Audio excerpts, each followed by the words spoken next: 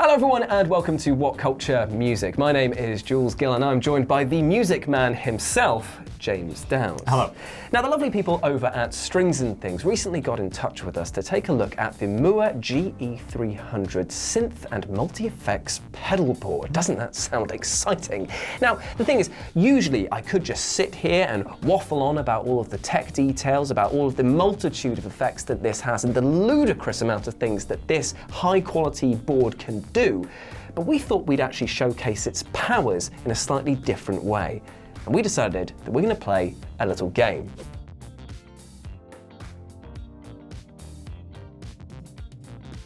And you can play along at home as well. So are you ready, James? I am indeed. Well, let's get cracking then.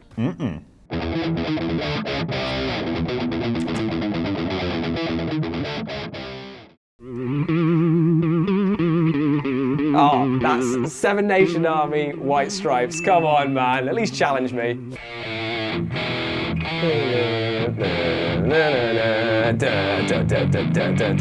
That is Enter Sandman by Metallica.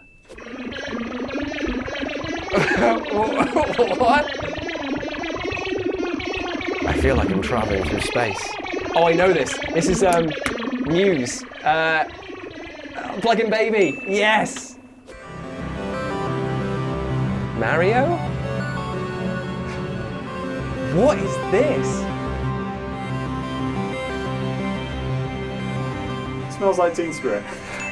What? Hey, little blackbird, give me a little pint of cream in the morning. Jules? Oh, hello. Are you all right, mate? Yeah, I am. Sorry, I've just been sent into like a catatonic state after witnessing the amount of effects that this board has. That's insane. You did this all by yourself. Well, you never saw my hands move, Jules. You cheeky little devil. What I like. And the annoying thing is now that you've put a load of these amazing riffs in my head, I'm not going to be able to get them out again. Well, why don't we do this week's chatty, but do it as best riffs you can't get out of your head? I like that a lot. There we go. Hit that intro.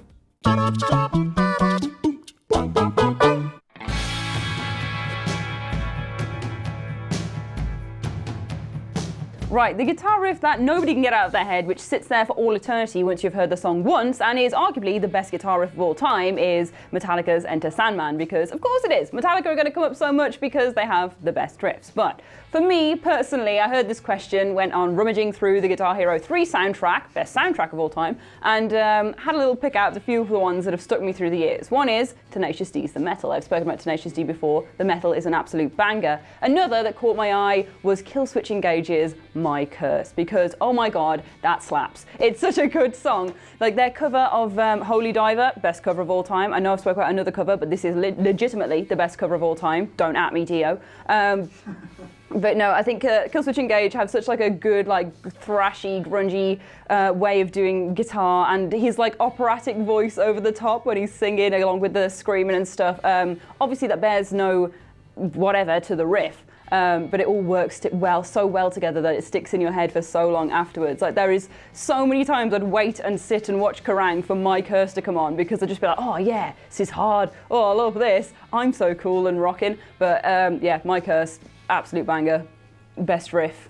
Well, for me, it is, and probably always will be, The Man Who Sold the World from David Bowie, because this is probably the spookiest guitar riff that I've ever heard, and it doesn't help that when it's used in movies or other pieces of art, it's often to, accentuate how unreal or creepy that whole thing is. And the song itself has obviously, very kind of lyrics about dualism and identity and stuff like that, and it's about kind of being fractured, and I think nothing captures that more than that riff that just sort of acts as the backbone of the entire song. And for me, the Man Who Sold the World album isn't actually one of my favorite David Bowie albums, but it's the song I always go back to whenever I listen to him, because I just love it so much, and I think it's telling that just about every single version of that song, when it's been covered by other people, the riff is always so central to it, and it is just so, I think, instantly iconic. And when you hear it, it conjures up a whole bunch of different emotions, and that's essentially what you want from a guitar riff. You want something that,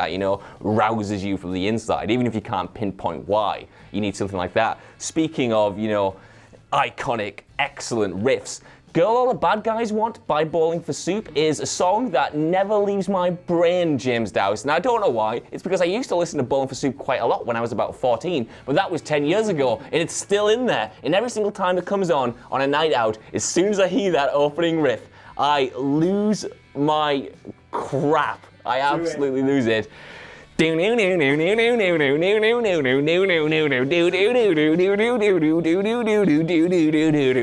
o'clock. Genuinely, every single time that comes on, I'm not even sure if I like Bowling for Soup anymore, but I know I love that tune, and I know I love that song, and I don't have to have heard it in ages for it to come into my brain and just ruin whatever I'm working on at that moment in time. Perfect. James Dowse, you're a man with, well, a lot of space in your head. Thank you. Is it filled up with riffs? If so, what's your favourite one? Oh, it's filled up with so many riffs, but the one that has always stuck in my mind, and I love them so much, and that is the Beatles with the song Day Tripper. It is 11 notes, I'm fairly certain. It is so simple. It starts the song, it's all the way throughout the song. It's just so simple and pure. It's just dung, do do do do dung, do dung, do do dung. That is it. Yeah. And yet it's that. It's just so good. There's so many with like, I wanted to say like Seven Nation Army, because that's a proper anthemic riff. Well, it's a football hooligan chant now. It is, and that as well. But Day Tripper for me is just pure, simple, exactly what you want from a riff. What is it, 65 I think it came out, 1965. Still stands strong 54 years later, so there you go. And you can find it on your favourite Beatles album, Best of Beatles.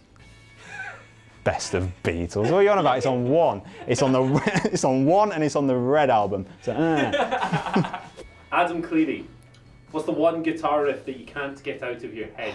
Tough question, that, Andy Murray. What is the one Deftones riff I can't get out of my head? I think it's Be Quiet and Drive. That's not been out of my head since 1990. Dowse, when were you born? 97. 97. That riff is as old as you are, and its contribution to music dwarfs your own. That song was my next door neighbour's favourite song, whether he liked it or not when I was growing up. I used to listen to that. Well, it's kind of basic. I know it's like one of the more trendy Deftones tracks. I should have said something like When Girls Telephone Boys or something like that, but I don't want to. I should have said Digital Bath, but I don't want to. This is just the perfect guitar riff, because at the end, idiots will tell you guitar riffs go at the start or in the middle or like right before the last chorus. No, riffs go at the end, because you should finish on a big riff. You've ever been to a gig in your life, that's where all the best songs finish, on a big riff. And the fact that it's just short and it's not really like present in the rest of the song, but still feels like it fits perfectly, and has little gaps where you can just make random noises with the guitar in between beats. It's perfect. Well, I was actually trying to avoid everyone else on the way in here, because I thought to myself, if I end up picking up on their riffs, I'll just sit here humming the wrong one. But there is only one band in my mind that is the quintessential master of the riff, and that is AC/DC. I mean, Angus Young, for a school kid, he's doing incredibly well for himself. He's not aged a day. But the thing is that for me, it's actually a toss-up between Back in Black and TNT, because there's two reasons why. Back in Black is just a stonkingly good riff. It gets that crunch over so quickly. It is instantly identifiable. It is hum-worthy. Everyone knows it. You could go around there, and to be honest, I watch a lot of like SmackDown for the wrestling channel, and obviously AC/DC doing their like new song for that. All it does is remind me, God, this isn't as good as Back in Black. But TNT is my other choice because of the fact that it's the Tony Hawk's Pro Skater 4. Intro song. Like that was my childhood, that game, so that riff is tied so closely to it. But as a whole, AC/DC, masters of the chonkiest riff. It's pretty nice, that, isn't it? Yeah. It's pretty. I like the way it lights up. Yeah. Actually, to be fair, if you guys haven't heard about this is the GE300 that's from Moore that we were sent by Strings and Things. Honestly, this piece of kit is insane. They're the sponsors of today's Chatty Faces, and you can see why, because the amount of knobs and switches that are on this thing are immeasurable. You can do so much with it. We were messing around with it before, just trying to come up with weird sounds. And the stuff that we came up with sounded like the nightmare fuel of H.R. Geiger and some sort of like soundscape thing. Like if you're looking for clean, atmospheric, crunchy as hell, or heavy distortion, this is the thing for you.